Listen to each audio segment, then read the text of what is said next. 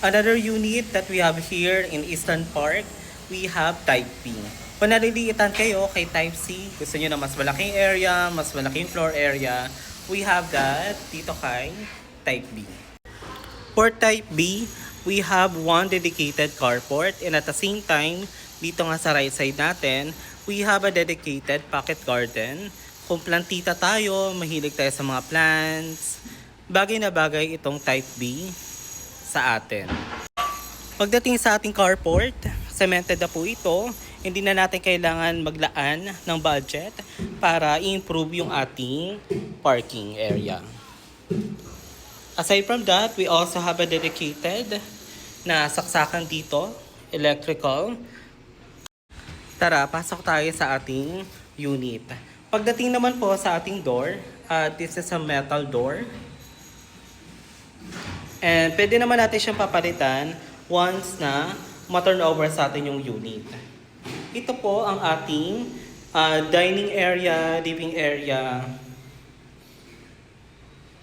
And then pagdating po sa ating mga window, sliding type po ito. And then dito po sa bandang kanan, nandito po yung ating toilet and bath. Sa right side, we have additional space. Pwede natin siyang gawing storage, pantry. Pagdating sa ating toilet, kasama na po sa turnover natin itong shower head, we have the faucet, and when it comes to finishing na ating toilet and bath, this is combination of tiles pagdating sa ating flooring and ceiling. And pagdating naman dito sa upper portion ng ating toilet and bath, cemented, painted finish po ito. We also have lavatory. Punta naman tayo ngayon sa ating dedicated service area. Sa ating service area, pwede natin gamitin ito as additional space pagdating din sa ating laundry. O kaya pwede din tayo maglagay dito ng mga cabinets na lalagyanan ng ating mga gamit sa bahay. In our kitchen, we have countertop. So ito po, may cabinet na siya sa baba. And idagdag na din natin, ipakita na rin natin yung ating mga saksakan.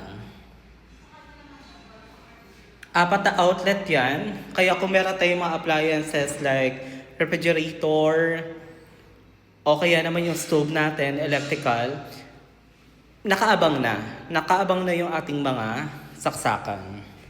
And then pagdating naman po sa ating ceiling, sa part na to, dahil basic finish siya, kung gusto natin siya ipasara, so pwede natin yan i-consider sa ating budget.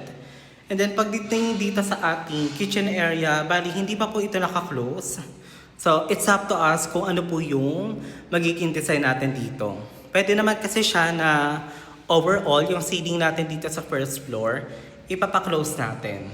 Kumbaga kung may kakilala tayong contractor, architect, pwede tayo magpa-layout sa kanila and para masunod yung design na gusto natin.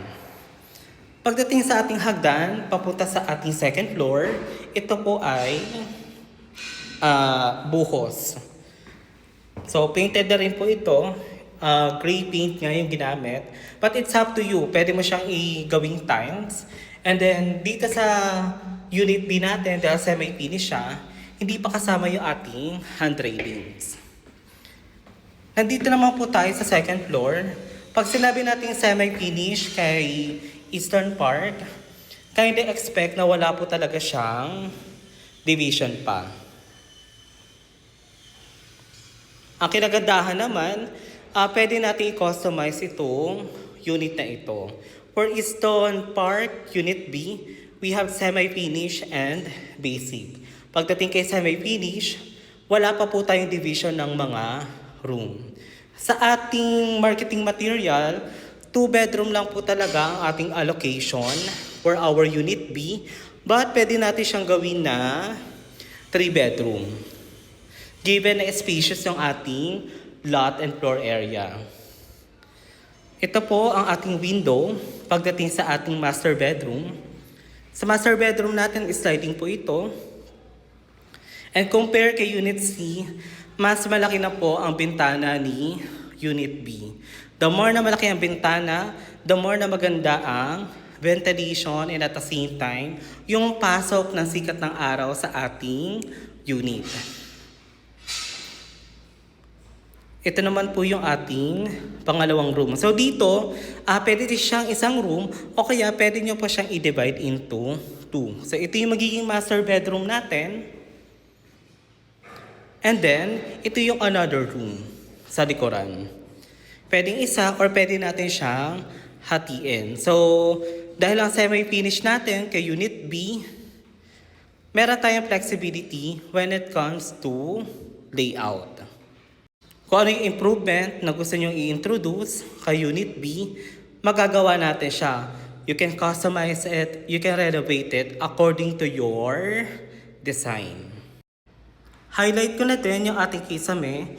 Kay Unit B, semi-finish, hindi pa po kasama yung ating kisame. But don't worry, ito naman po steel roof. And also may nilagay din tayo dito ang insulator para hindi siya ganun ka-init. Ito po yung mga kailangan natin i-consider pag bibili tayo ng unit Unit B. Either semi-finish or basic. As a buyer, anong prefer mo?